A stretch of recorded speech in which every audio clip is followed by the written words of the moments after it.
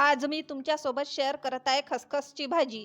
ह्या भाजीला नागपूरकडे खाकस म्हणतात. खाकस कांद्याची भाजी सावजी लोक म्हणतात. चला तर सावजी स्पेशल खसखसची भाजी मी करून दाखवते. पाऊण वाटी खसखस घेतली, मोठे कांदे घेतले 6 आणि खसखसची बारीक पेस्ट वाटून घेतली.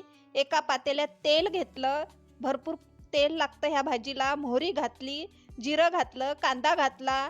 कांदा छान लाल होतपर्यंत परतून घेतला. हे बघा, छान लाल झाला आहे कांदा.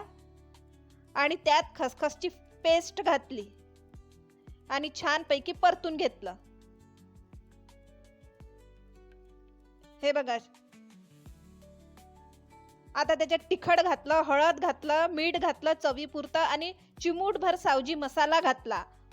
ह्या भाजीला जास्त मसाले लागत नाही, एकदम कमी मसाल्यात ही भाजी होते, पण तेवढीच टेस्टी होते ही भाजी. आपली भाजी तयार झाली आहे, छान झाली आहे आपली भाजी. ही बघा, खूप छान आणि टेस्टी लागते ही भाजी. छान कलर आला.